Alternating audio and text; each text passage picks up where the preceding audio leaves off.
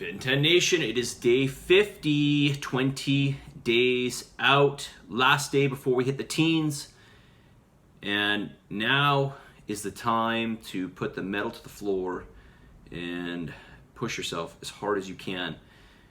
As I said yesterday, you want to not limit your challenges, but rather you want to challenge your limitations, right? You want to push yourself out of that comfort zone.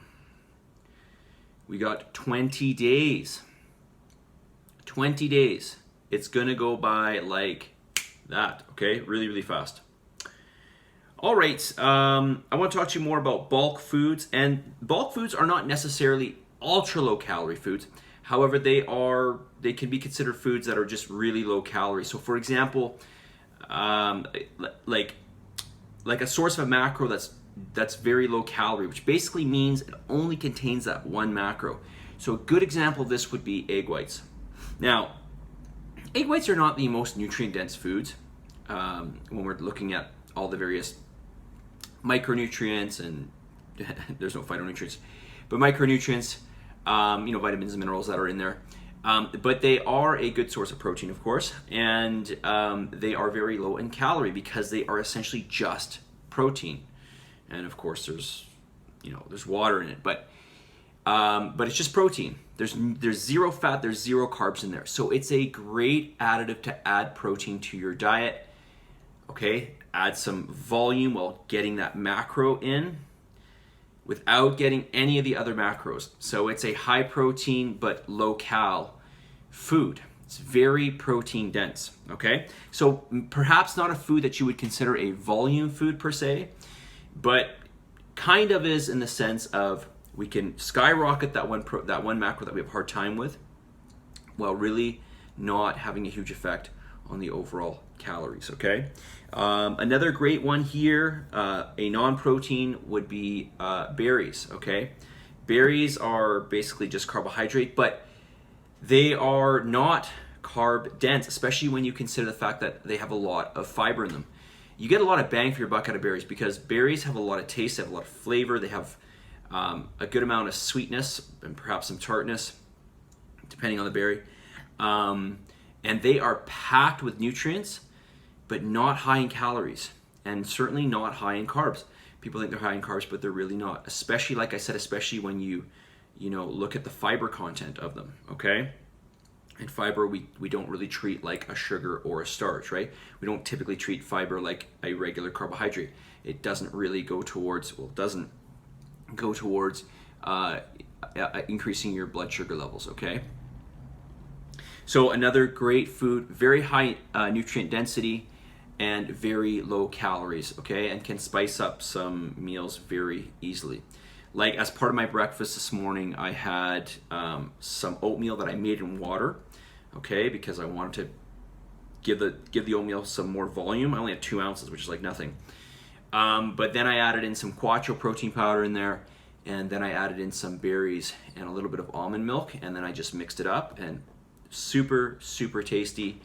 Oatmeal is certainly not a calorie sparse, that is, it's very calorie dense, but the Quattro for what it is and the berries are both not very calorie dense. So a good way, along with the water in the oatmeal, a good way to get a lower calorie but a lot of volume in that one meal, okay? So berries and egg whites. All right, I wanted to get to that question that was asked the other day, not yesterday, but the day before, and it is this: what is the advantage of the intervals to quickly elevate our heart rate? Does it help more with fat burning than steady state cardio? Okay, well, I would have to just double check on this, but I really do believe that this came from Tabata, the whole Tabata thing. Tabata, that was originally designed, I believe, for speed skaters to improve their speed skating time. But what they discovered with the Tabata timing, Tabata's, for those of you who don't know, it's this 10 seconds of a down phase and then 20 seconds of an up phase. Or sorry, the reverse of that. 20-second down phase and 10-second up phase. where it seems as though from various studies that there is a greater effect on fat burning over the long term. Now, I don't know if that's been truly substantiated or not, but from that, a lot of people do these intervals. Now, for me, let's put that aside. Let's put aside Tabata. Let's put aside the fact that maybe it does burn more fat. But the reality is, for sure, we know it's burning more calories, and we know for sure it's creating that EPOC. Again, that basically the body is burning more calories after it's completed. Okay, like once the cardio session is completed, your body's still chewing through more calories than had you just done some steady state. Okay. Now, granted, with the Tabata, that is like going all out for that time period. So, in your case, well, I'm having you go pretty hard, right? Like a lot of you can't even get your heart rate up to where I want you to get it to. So you're going, if not as hard as you can, pretty close to that. So what is the advantage? Well, the advantage is more calorie burning for that period of time. That's really the advantage. What is the other advantage? It's that EPOC. It's that burning afterwards. Okay? It's that apparent burning afterwards. I say apparent because, I'm trusting what the studies are saying, but I don't really know how much has gone into it. I'm assuming actually a lot has gone into it. Just haven't really looked into it a lot myself. Now with the fat burning, I don't know. Okay? Apparently it burns more fat. All right? So that would be the advantage of doing those, of doing intervals in general. Okay? Now obviously the intervals you're doing are not Tabata style, but there's still this up and down of the heart rate. So, and of course you're going super hard, right?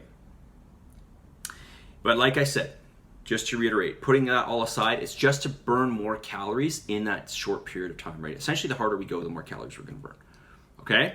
So hope that answers your question. Message of the day.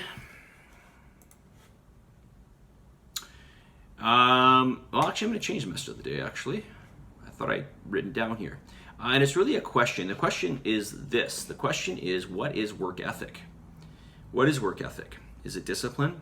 Well, maybe some people might think of it as discipline. But really what work ethic is it's really the predictability that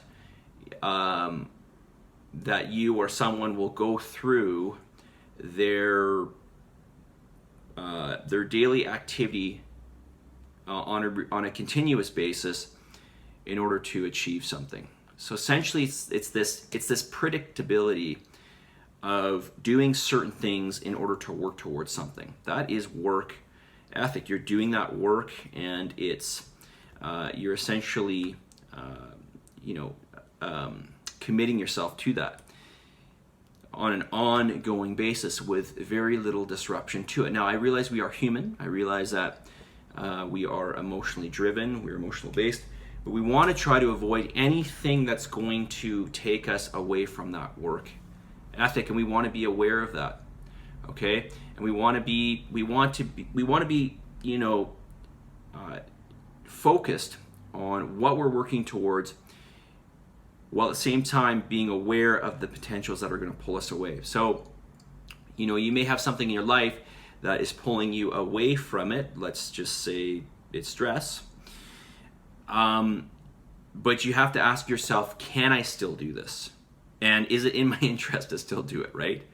Because, listen, it's kind of a double whammy. You're stressed out, and so you're stressed, and so therefore a lot of people will maybe fall off track because they don't want to do the work, because they want to do something else to make themselves feel good, and maybe that work won't make them feel good in the short period of time. So maybe they don't do the work, and instead they go for something that's going to give them instant gratification, like, I don't know, alcohol or something. Okay? But really what that is a double whammy. A, you're not working towards your goal, and then B, you're self-sabotaging. So it's two things. So after all of that, you only end up feeling worse. The stress is still going to be there. I'm assuming it's probably still there. And now you got to deal with the fact that you feel worse about yourself. Okay? Or you feel worse about yourself because you in your mind, that you have not committed to what you originally said you would commit to, okay? And believe me, I've been through this over and over again. I still go through this, and I understand it. But you've got to realize it, and you've got to be your own person that's going to help you, okay? And by, maybe this is not the best way to put it, but I'm just going to say it, by babying yourself, or really, if you think about it, being your own worst enemy, okay, by not helping yourself, you're only making matters worse for yourself. So you need to be completely honest with yourself, and you need to, what? You need to challenge your limits, right? You need to challenge your limitations. You need to push yourself out of that, okay? All right, and in the long run, believe me, you will feel better, okay? And that long run can be a relatively short period of time, all right?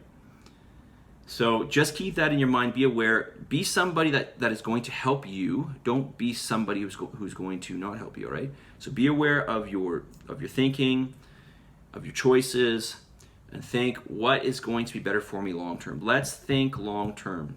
This challenge, as short as it is hopefully getting you to think long term. Think long term, okay? All right, you guys, submit, commit.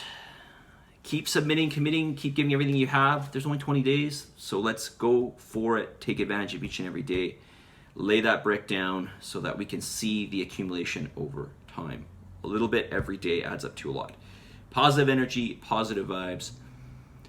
Believe in yourself and give gratitude. That will help you too if you're feeling stressed, okay? Or you feel like you don't want to do it, or you're feeling sorry for yourself, or whatever. That will help you, okay? I'll talk to you guys all very soon. See you guys.